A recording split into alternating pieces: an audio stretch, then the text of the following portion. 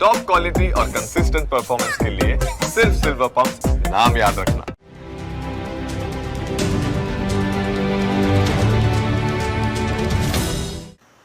નમસ્કાર, અમારી વિશેષ રજૂઆત સાથે હું છું જીગર.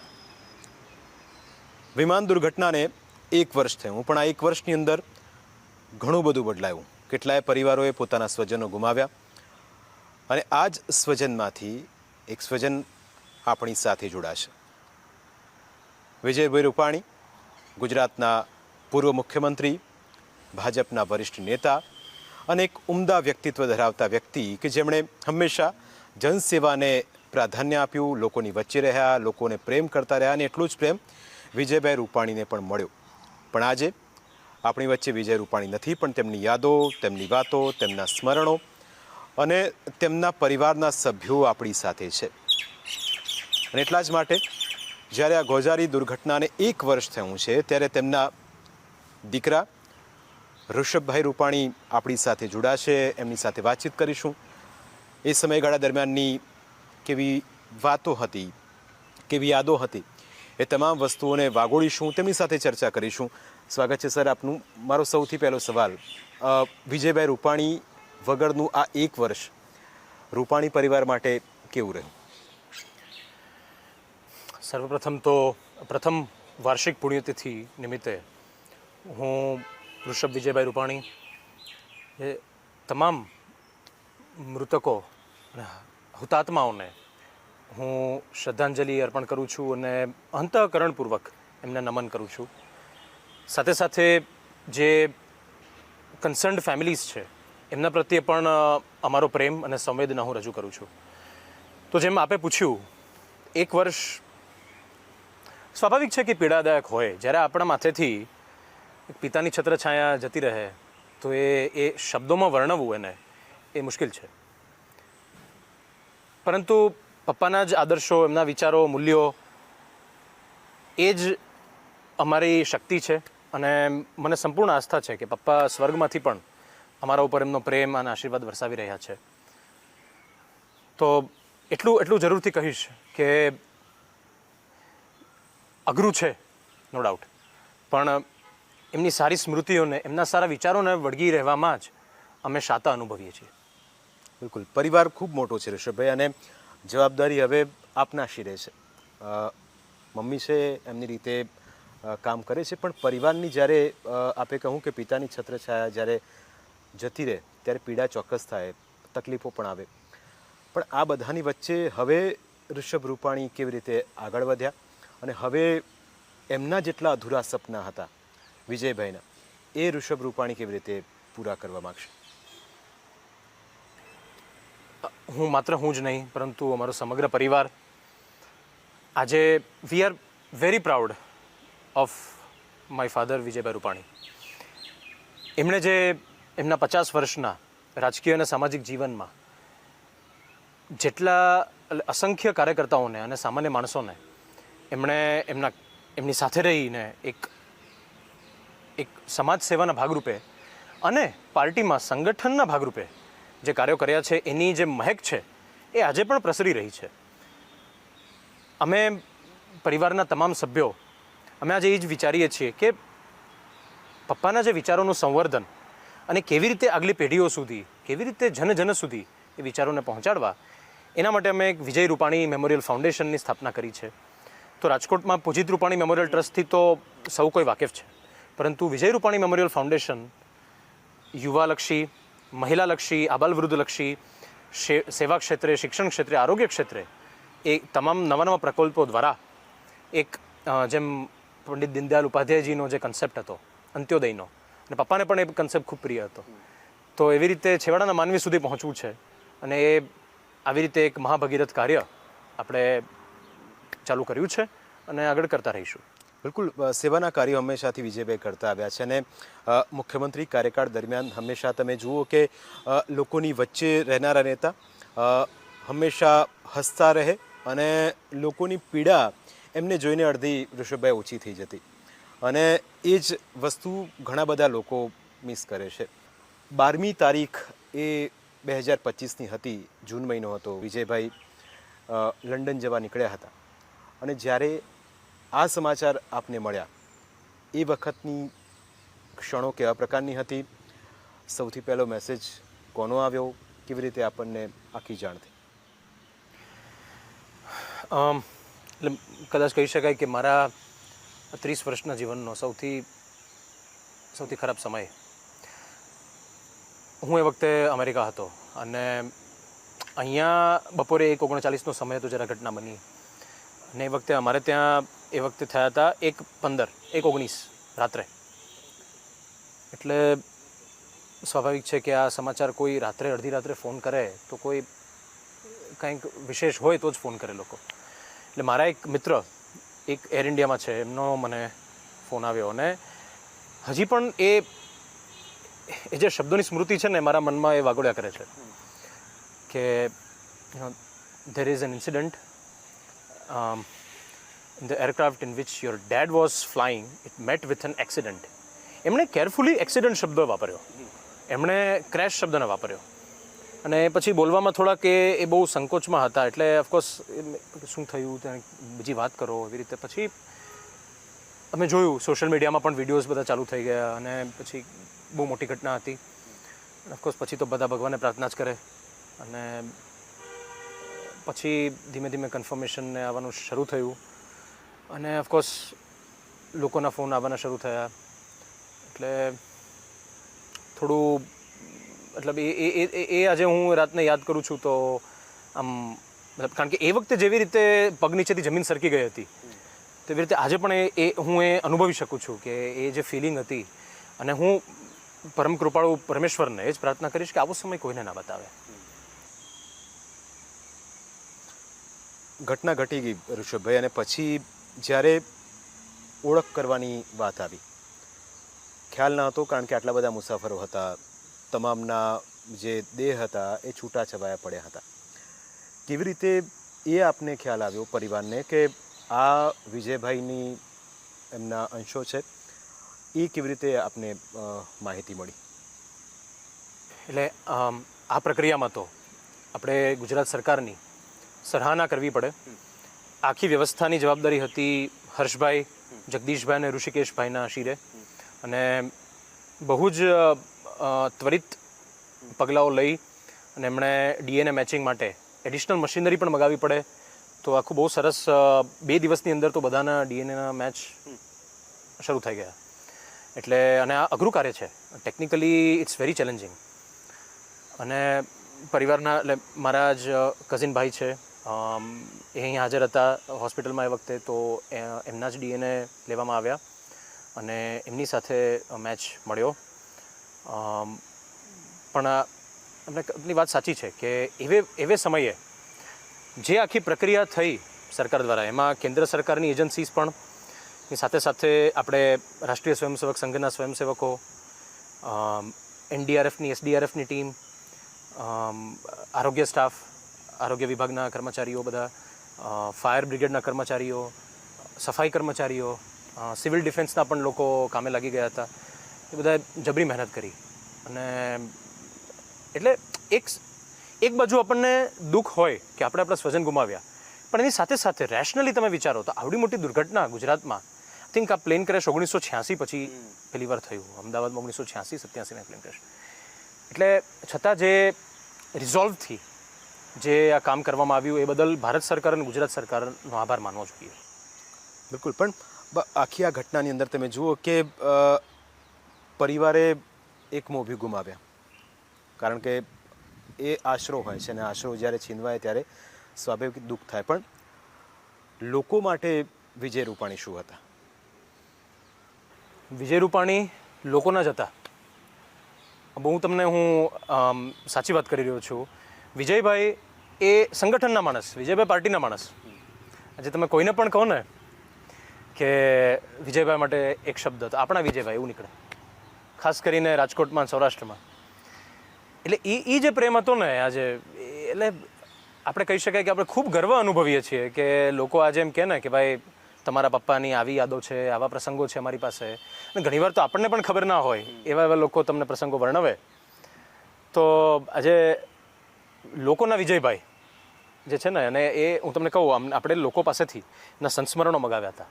કે પપ્પાની યાદો હોય, તમારે એની સાથે પ્રસંગો હોય, આપણને ઓવરવેલ્મિંગ રિસ્પોન્સ મળ્યો છે. અને જલ્દીથી અમે એક પુસ્તક બહાર પાડવા જઈ રહ્યા છીએ. એમાં આપણે બધાએ સામાન્ય માણસથી લઈ કાર્યકર્તા, અગ્રણી રાજકારણીઓ, અગ્રણી ઉદ્યોગપતિઓ, સમાજના અગ્રણી નેતાઓ, ઇવન સંત મહાત્માઓ, બધા સાધુઓ, બધા એમના પણ વિચારો પપ્પા માટેના એમને આપણે એક સરસ કંડારીશું પુસ્તકમાં. અને it will be big task, પણ વી આર ડિટરમિન્ડ. ઓકે, એક પ્રશ્ન એ થાય, આપે વાતો કરી કે લોકોના વિજયભાઈ, આપણા વિજયભાઈ, એક દીકરા તરીકે આપને આ બધી ઘટનાઓમાં એક એવો સમય જ્યારે આપને આવ્યો હશે કે પ્રાઉડ ફીલ થાય કે હું વિજયભાઈ રૂપાણીનો દીકરો છું. એવી કોઈ ઘટના, એવો કોઈ અનુભવ જો આપ શેર કરવા માગતા હો તો? હા, આઈ મીન દરેક અનુભવો મારા એવા જ છે કે હું વિજયભાઈના દીકરા તરીકે ગર્વ થાય જ મને. અને મતલબ હું તો ભગવાનને એ જ પ્રાર્થના કરું કે આવતા સેંકડો જન્મો સુધી મને આવા પિતા મળે. પહેલી વસ્તુ, હી વોઝ સુપર પોલાઇટ. અને એમણે અમને લોકોને પણ એક શીખવ્યું કે કેવી રીતે હમ્બલ રહેવું, પોલાઇટ રહેવું. બરાબર છે. એમને ક્યારેય સફળતામાં છકી જતા મેં નથી જોયા, કે એમને ક્યારેય રાગ, દ્વેષ, ઈર્ષ્યા, અભિમાનમાં મેં નથી જોયા, અહંકારમાં નથી જોયા ક્યારેય. અને બહુ અઘરું છે આજના સમયમાં આ બધા અવગુણોથી, દુર્ગુણોથી અલગ રહેવું અઘરું છે. કોઈ જાતના વ્યભિચાર નહીં, રાઈટ. અને હું નહીં કહું, ખાલી તમે કોઈને પણ પૂછો આજે, બધા એ જ કહેશે કે ભાઈ વિજયભાઈ જેવા નેતા. અને સાચું કહું તો એમના ઘણા ગુણોમાંથી 2 ગુણો જે છે એને એક અમે લાઇટ હાઉસની જેમ જોઈ રહ્યા છીએ કે એ જ અમને એક ગાઈડિંગ પાથ આપે છે. પહેલું છે કર્તવ્ય પરાયણતા, કે તમે કર્તવ્ય કરે જાઓ, મહેનત કરો, પરિણામ જે આવવાનું એ આવે. ગીતામાં શ્રી કૃષ્ણે એ જ કહ્યું છે ને અર્જુનને. પપ્પા પણ એ જ ફોલો કરતા, મહેનત કરે જ જતા. આજે આજુબાજુ કાંઈ જોવાનું નહીં. બીજું જે છે, જે સૌથી ઇમ્પોર્ટન્ટ છે, એ છે સ્થિત પ્રજ્ઞતા. સ્થિત પ્રજ્ઞા કોણ હોય? કે જે કોઈ પણ પરિસ્થિતિમાં વિચલિત ના થાય. એમના તમે ભૂતકાળના ઇન્ટરવ્યૂ જો તેમાં એ વર્ણન કરે છે પપ્પા, કે જ્યારે પૂજિત મારા મોટા ભાઈ એને 3 વર્ષની ઉંમરે એમનું અવસાન થયું, તો એક 3 વર્ષની ઉંમરનો સંતાન ગુમાવવું એ કેવડું મોટું દુઃખ છે. છતાં પણ એ વિચલિત ના થયા. અને એમણે અને મમ્મીએ અને અમારા ટ્રસ્ટના સેંકડો લોકોના પરિશ્રમથી, જે વોલન્ટિયર્સ છે બધા, અમે એના આભારી છીએ. એમના પરિશ્રમથી આજે પૂજિત રૂપાણી ટ્રસ્ટનો પાયો નખાણો ને. 1994માં નવેમ્બરમાં આ ઘટના બની પૂજિતની. 1995ના જાન્યુઆરીથી 2 મહિનાની અંદર ટ્રસ્ટનો પાયો નખાયો. એટલે પપ્પાનું તમે એ રિઝોલ્યુશન જુઓ કે એ દુઃખ છે, એ એનર્જી છે, એને એ ચેનલાઇઝ કરી અને આપણે સકારાત્મક લઈ જઈએ કે એક પૂજિત આપણે ગુમાવ્યો છે તો એની સામે આપણે હજારો પૂજિતની જિંદગી બનાવી છે આજે. એ શીખવા જેવું છે એમની પાસેથી. એટલે એ જ્યારે એ ગરતામાં હતા ત્યારે પણ નિરાશ ના થયા. જ્યારે મુખ્યમંત્રી બન્યા ત્યારે હંમેશા કહેતા કે હું ખુરશીને માથે બેઠો છું, ખુરશી મારા માથે નથી બેઠી. તો તમે જ્યારે શિખર પર હો ને ત્યારે પણ તમારે અભિમાન નથી કરવાનું. એ પણ એમણે શીખવ્યું છે. આ 2 વસ્તુ જ તમને બતાવે છે કે એક્સ્ટ્રીમ્સ છે 2. એક તો તમે શિખર પર છો અને એક તમે વેલીમાં છો. ત્યારે વેલીમાં તમારે એ જોવાનું છે કે કેવી રીતે ઉપર જવું, અને શિખર પર પહોંચીને એ જોવાનું છે કે ભાઈ ઓકે આપણે પહોંચી ગયા છીએ, પણ આપણે હમ્બલ રહેવાનું છે, ગ્રાઉન્ડેડ રહેવાનું છે. એ અમે એમની પાસે શીખીએ છીએ. બિલકુલ 2 વાતો આપે કહી કે 2 સારા એવા ગુણોની આપે વાત કરી. આપને ક્યારે વિજયભાઈને સૌથી વધારે એક તો ખુશ જોયા અને સૌથી વધારે નિરાશ ક્યારે જોયા? હું તમને એ જ કહું છું કે એ સૌથી વધારે ખુશ કે સૌથી વધારે નિરાશ એ થતા જ નહીં. એ કોઈ પણ એવો પ્રસંગ તમે કહો એમના જીવનનો, જ્યારે મુખ્યમંત્રી નો મેસેજ આવ્યો કે ભાઈ હવે વિજય રૂપાણી ગુજરાતના મુખ્યમંત્રી હશે, ત્યારે એ વસ્તુ પરિવારને સ્વાભાવિક છે કે શેર કરી હોય કે ભાઈ ઋષભ, મને આટલી મોટી જવાબદારી મળી છે. એ ક્ષણ, એ સમય, એ વખતે કેવો હતો?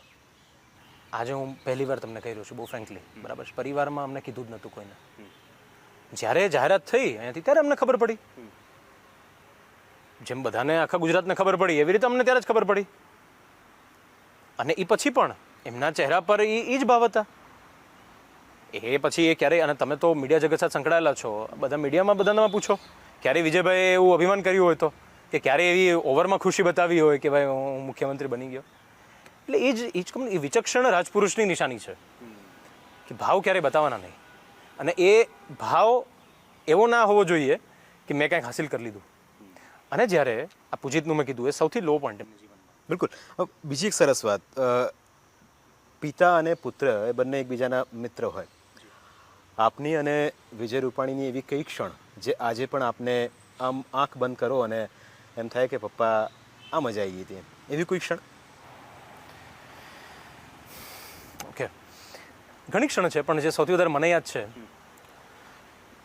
હું અહીંયા બેચલર્સ મેં નિરમામાંથી કર્યું મિકેનિકલ એન્જિનિયરિંગમાં. પછી હું 1 વર્ષ HALમાં હિન્દુસ્તાન એરોનોટિક્સમાં બેંગ્લોરમાં કામ કરતો. પછી માસ્ટર્સ કરવા માટે US ગયો. HALમાં હું કામ કરતો એપ્રેન્ટિસ તરીકે, એટલે ત્યારે તો કંઈ પગાર મળે નહીં એમાં, એ તો ખાલી શીખવાનું જ હોય તમારે. મારો પહેલો પગાર કયો, હું યુનિવર્સિટીના અમેરિકામાં અમારી એના હું પેટ્રોલ પંપ પર યુનિવર્સિટીની જે વ્હીકલ્સ આવે ને એની ગાડીઓ, એના બસો ને બધું, એમાં હું કામ કરતો પેટ્રોલ પંપ પર. ત્યાં તો પેટ્રોલ લોકો જાતે જ પૂરે, પણ એમની ઓફિસમાં મારે ડેટા લોગિંગનું કામ હતું, કારણ કે ભણતા ભણતા ખર્ચો નીકળવા માટે શું કરે માણસ. તો મારો પહેલો પગાર જે આવ્યો, અને એ યુએસના સ્ટાન્ડર્ડ પ્રમાણે તો મિનિમમ વેજનો પગાર હોય યુનિવર્સિટીમાં કામ કરતાં કરતાં. અને એ વખતે જે પપ્પાના ચહેરા પર ખુશી જોઈ હતી ને મેં, કારણ કે મેં એમને ચેકનો ફોટો મોકલ્યો, આજે મને એ પણ યાદ છે, અને એ ચેક મેં સંભાળીને રાખ્યો છે હજી સુધી, કારણ કે એ વખતે મેં જોયું હતું કે પપ્પા સંતૃપ્ત હતા કે ઓકે પહેલો પગાર આવ્યો ઋષભનો. એટલે પિતા છે, સ્વાભાવિક છે કે વઢે પણ ખરા. ઋષભભાઈને ક્યારે એ વસ્તુનો અહેસાસ થયો કે પપ્પા આજે ખતરનાક ગુસ્સે છે? મમ્મીએ કીધું કે ઋષભ આજે શાંતિ રાખજે, તારા પપ્પાનો મૂડ નથી, એવી કોઈ ક્ષણ ઋષભભાઈ આપને? યુઝ્યુઅલી પપ્પા ક્યારેય એમ ક્રોધિત એવા થતા જ નહીં. અને આજે પેરેન્ટ્સ શિખામણ તો આપે જ તમને. આજે કોઈ વસ્તુ તમે ભૂલ કરતા હો તો એ રોકે તો ટોકે તો ખરા જ તમને, એ તો ચાલતું રહેવાનું. પણ એવો ક્યારેય એવા ભયંકર ગુસ્સે ને એવા ક્યારે મેં તો શું, તમે આ કોઈને પણ પૂછો, સમાજ સેવાના ક્ષેત્રે, રાજકીય ક્ષેત્રે, તમે કોઈને પણ પૂછો કે ભાઈ વિજયભાઈ એમ ગુસ્સે થયા હોય અને કોઈને ન કહેવાનું કહી દીધું હોય, એવું એક ઇન્સ્ટન્સ તમને નહીં મળે. એવો ટકોર કરે કાર્યકર્તાઓને, અને કડક શબ્દોમાં કરે, અને કાર્યકર્તાઓ પણ યાદ કરે કે હા પણ સાહેબની ટકોરમાં પ્રેમ હતો એમ લોકો કે. એવું જ ક્યારેય મને એવું યાદ નથી કે બાપા ગુસ્સે થઈને આમ એવા હોય કે વાત ના કરે તમારી સાથે. બિલકુલ. આપના ભાઈ હતા જે રહ્યા નહીં, અને પછી આપ અને આપના બેન બંને હતા. સ્વાભાવિક છે કે પપ્પા હોય એટલે થોડી ઘણી જીદ પણ થાય.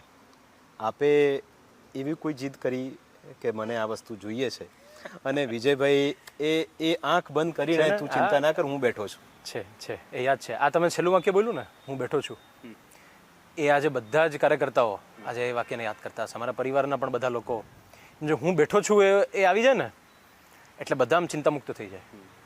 પાર્ટીમાં હોય કે અમારા ટ્રસ્ટમાં હોય કે રાજકોટમાં ક્યાંય પણ કોઈનો પ્રશ્ન હોય, પરિવારનો પ્રશ્ન હોય, પપ્પા એક જ બોલતા, અરે ચિંતા ના કરે હું બેઠો છું ને. એમની લાક્ષણિકતા હતી. હવે જે એવા તમે પ્રસંગની વાત કરી તો એક છે મારા ધ્યાનમાં. હું નાનો હતો ને ત્યારે મને ઓફકોર્સ આપણે વાર્તાઓ સાંભળીએ, આપણા પૌરાણિક પ્રસંગો, આપણા વેદનો અને મહાકાવ્ય મહાભારત કે રામાયણ, તો મને નાનપણથી છે ને રામ ભગવાન પ્રત્યે બહુ પ્રેમ. અને મને એવું હતું કે મારે જ્યાં હોય ત્યાં ધનુષ બાણ સાથે ફરતો. હું બહુ નાનો હતો ત્યારની વાત કરું છું. તો એક વખત અમે નાથ દ્વારા ગયા હતા શ્રીનાથજી દર્શન કરવા. હું લગભગ હોઈશ 5-6 વર્ષનો, પણ મને યાદ છે હજી કે મેં એવી જીદ કરી કે મારે ધનુષબાણ લેવા જ છે. પપ્પા 1 કલાક નાથદ્વારાની બજારમાં મારા માટે ધનુષબાણ લેવા માટે અને લઈને આવ્યા. એ મને યાદ છે કે આજે એ મેં જીદ કરી હતી, કારણ કે એનો એક બાળક હોય ને કે અને કે મારે બસ રામ ભગવાન બનવું છે એમ. એમણે એને પરિપૂર્ણ કરી પપ્પાએ એમની જીદ. બિલકુલ. એમના સ્વભાવમાં, એમના ભાવમાં હંમેશાથી એ વસ્તુ આપણને જોવા મળે. આજે વાત નીકળી જ છે બાળપણની, એમની સાથેની યાદોની, તો ક્યારે એવું બન્યું કે ઋષભ અને દીદી અને પપ્પા એવી કોઈ મન ગમતી એમની વસ્તુ કે જે ખાવા નીકળ્યા હોય બજારમાં, અને એવું કીધું કે ઋષભ ચાલ આજે મને મૂડ આવી ગયો છે, આપણે આજે બહાર જઈને કંઈક નાસ્તો કરીએ, એવી કોઈ, અને એમને ભાવતી સૌથી વધારે ગમતી વસ્તુ અને ભાવતી વસ્તુ? સાદગીપૂર્ણ જીવન હતું એમનું એકદમ. એમને ભાવતી સૌથી એમને જેમના પર પ્રેમ હોય ને એવી વાનગી દાળ ભાત. તમે વિજયભાઈ રૂપાણીને દાળ ભાત આપો ને એટલે એ દાળ ભાત એ વિજયભાઈ એ આખું વર્ષ તમે દાળ ભાત આપશો ને તો પણ એ દાળ ભાત પર એમનો નિર્વાહ થઈ જશે. એટલે દાળ ભાત એમને મળે તો એમને બીજું કંઈ નહોતું જોતું. એટલે સિમ્પલ. અને કે બહારની વસ્તુનું તમે પૂછો ને તો એમને ઢોસા બહુ ભાવતા. હા, સાઉથ ઇન્ડિયન ફૂડ ભાવતું. એટલે ઘણીવાર ક્યારેક જવાનું થાય તો ભાઈ અથવા બહારથી મગાવવાનું થાય તો ઢોસા, જો કે ઢોસા તમે બહારથી મગાવો સોગી થઈ જાય. એટલે પછી તમારે કાં તો ત્વરિત લાવવું પડે અથવા કાં તમારે ત્યાં જઈને ખાવું પડે. પણ પછી મુખ્યમંત્રી બન્યા પછી સ્વાભાવિક છે કે બહાર જઈને ખાવાનું ને એવું ના થઈ શકે. કારણ કે એમાં પણ એવું માનતા કે ભાઈ હું બહાર જઈશ ખાવા માટે ક્યાં ફરવા માટે તો લોકોને હેરાનગતિ થશે. કારણ કે એમની વ્યવસ્થા હોય, એમનો પ્રોટોકોલ હોય, સિક્યોરિટી હોય. એટલે એ ટાળતા કે મારે લોકોને હેરાનગતિ નથી થવા દેવી. માનો કે જસ્ટ એક્ઝામ્પલ કે અમે બધા જઈએ માણેક ચોક, કોણ નથી જતું માણેક ચોક, રાઈટ? એમને પણ કહેતા, એમને મને થાય પણ એ પછી વિચારે છોડને, કારણ મારા કારણે એ ટેબલો ખાલી રાખવા પડે, સિક્યોરિટી રાખવી પડે, લોકો શાંતિથી ખાઈ ના શકે, દુકાનદારોને પણ એક વકરો થતો હોય ના થાય, એ વિચારો હતા એમના. તમારી નજર સામે વિજયભાઈએ કોઈને એવી મદદ કરી હોય કે સામેવાળો વ્યક્તિ એટલો અભિભૂત થઈ જાય અથવા તો એની આંખોમાંથી આંસુ આવી જાય અને એ આશીર્વાદરૂપી શબ્દો એના મોઢેથી સરી પડે કે વિજયભાઈ તમે મારા માટે આ કર્યું, હું જિંદગીભર તમારો અહેસાન નહીં ભૂલું. આવી કોઈ ક્ષણ આપને યાદ છે? બહુ બધી ક્ષણો છે એવી. તમને કહું, અમને પણ પપ્પા કેવું કરતા કે એ કોઈને મદદ કરે ને તો એમનો એ પ્રચાર ના કરે. આજે પૂજિત રૂપાણી મેમોરિયલ ટ્રસ્ટ દ્વારા કેટલાય બાળકો આજે આપણે શું કરીએ છીએ કે જે હોશિયાર વિદ્યાર્થીઓ હોય પણ એમને સગવડ ના હોય, સુવિધા ના હોય તો એમને ટ્રસ્ટમાં આપણે ભણાવવાનું કામ કરીએ છીએ. એની સાથે ને રાજકોટની અગ્રગણ્ય શાળાઓમાં એમને એડમિશન થાય અને 10, 11, 12 એ ધોરણોમાં ભણી અને સારા માર્કે પાસ થાય અને છોકરાઓની કારકિર્દી બને. એ બાય ધ વે શાળા સંચાલકોનો પણ આપણે ખૂબ આભાર માનીએ છીએ કે આ પ્રવૃત્તિમાં જોડાયેલા છે. તો એમાંથી કેટલાય છોકરાઓ આજે એમની કેટલી બેચો નીકળી, એમાંથી કોઈક એન્જિનિયર બન્યું, કોઈક ડૉક્ટર બન્યું, કોઈક ડેન્ટિસ્ટ બન્યું, કોઈક CA બન્યું, કોઈ UPSCની તૈયારી કરીને UPSC ક્લિયર કરી. એવા ઘણા વિદ્યાર્થીઓ છે. તો આજે વિદ્યાદાનથી મોટું શું દાન હોય? એ વિદ્યાર્થીઓ આવી અને પપ્પાને મમ્મીને મળે, એમને પગે લાગે, ત્યારે એ બોલે નહીં ને તો પણ આપણને એ વસ્તુનો ગર્વ થાય કે આજે આખો પરિવાર તરી જાય જ્યારે તમે વિદ્યાદાન આપો અને એ કરિયર બને ને માણસનો. પપ્પા હંમેશાથી ભણાવવાનો અને કરિયર બનાવવા પર હંમેશાથી ફોકસ હતા. બિલકુલ. એક પ્રશ્ન એ 12 તારીખનું અને 12 નંબરનું એમના જીવનની અંદર હું આવતો તો આપની ગાડી પણ પડી છે, એની અંદર પણ 12 નંબર હતો. આ વસ્તુ એમના જીવનમાં કેવી રીતે આવી અને પછી એ સિલસિલો છેક સુધી હજુ પણ યથાવત છે?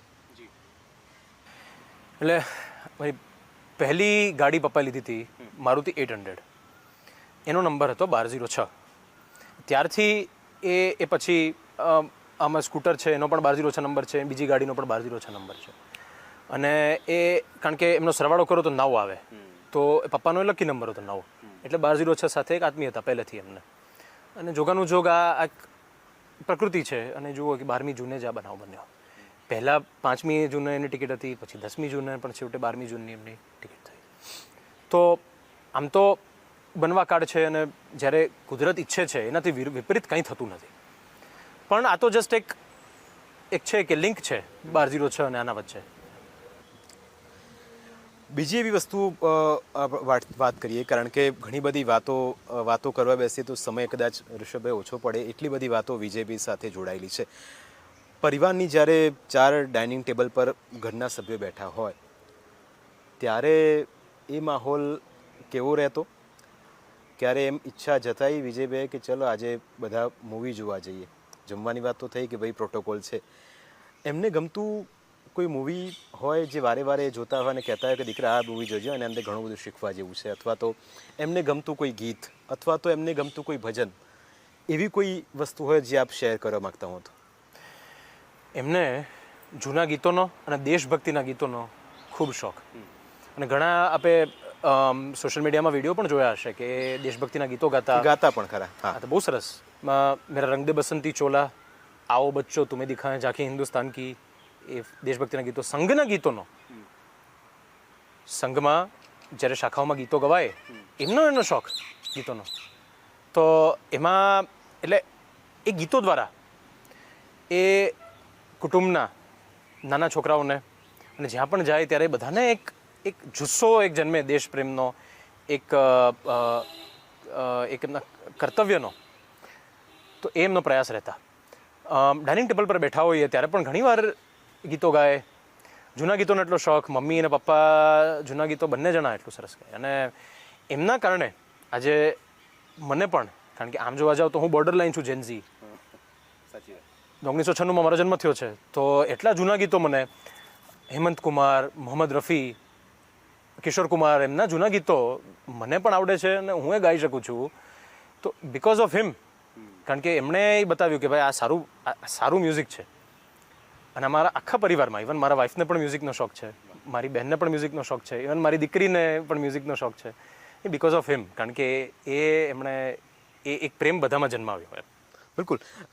એવી કઈ વાત વિજયભાઈની જે ઋષભ રૂપાણી પોતાની જિંદગીમાં એ વસ્તુને કાયમ રાખવા માગશે, એમાંથી ઘણું બધું શીખવા માગશે અને સતત એ જ પથ પર આગળ વધવા માગશે? ઘણી વાતો છે. એમનું જીવન જ એમનો ઉપદેશ છે. આ જોવા જઈએ આપણે તો મેં 2 ગુણો તો તમને કહ્યા, રાઈટ? કર્તવ્યપરાયણતા અને સ્થિતિપ્રજ્ઞતા. એની સાથે સાથે કેવી રીતે બેલેન્સ્ડ રહેવું લાઈફમાં અને મિનિમલિસ્ટિક રહેવું, બરાબર? ખોટો દંભ નહીં, ખોટા દેખાડા નહીં, એ એમની પાસેથી આપણે શીખી રહ્યા છીએ. અને મેં તમને કીધું ને, સંપૂર્ણ આસ્થા છે કે હું તમને એક વસ્તુ કહું, ક્યારે પણ એવું આવે ને કે આ સમય શું કરવું. છેલ્લા વર્ષમાં એવા ઘણી એવી તક આવી કે જ્યાં તમને એવું લાગે કે યાર અહીંયા આપણે સ્ટક થઈ ગયા છીએ, શું ડિસિઝન લેવું. તો ત્યારે અમે બધા, હું માત્ર નહીં, પરિવારમાં બધા, અમે એ જ નક્કી કરીએ કે ભાઈ આંખો બંધ કરીને શાંતિથી પપ્પાનું સ્મરણ કરવાનું અને વિચારવાનું કે આ આપણી જગ્યાએ પપ્પા હોત શું કરત. અને તમને કહું, it works, it is very effective. પપ્પાના વિચારોથી આજે એ શું કરત એ જ ખાલી રહી નહીં, તમે ત્યારે ત્રિભેટે ઊભા હો ને ચોઇસીસના, ત્યારે કયા રસ્તે જવું ને એ પપ્પા જ દેખાડે છે. બિલકુલ.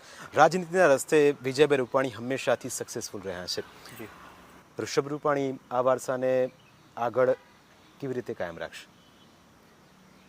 જો, વિજયભાઈ રૂપાણીનો રાજકીય વારસો એ કોઈ વ્યક્તિલક્ષી છે જ નહીં, બરાબર? એમના વિચારો એ હંમેશા સંગઠનને વરેલા રહ્યા છે.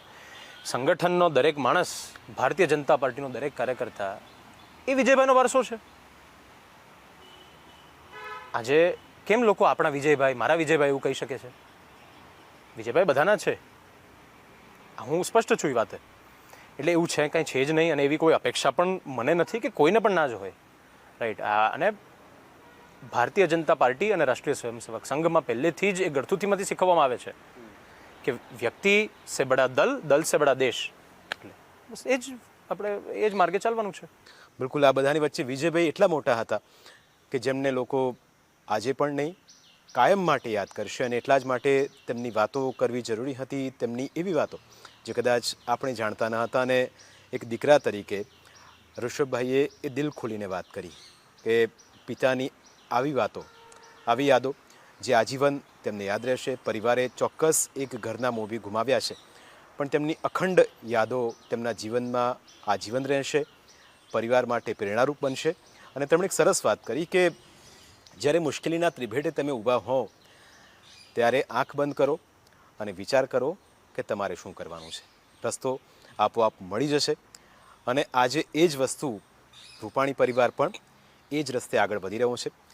ન્યૂઝ કેપિટલ પરિવાર તરફથી વિજયભાઈ રૂપાણીને પણ શ્રદ્ધાંજલિ.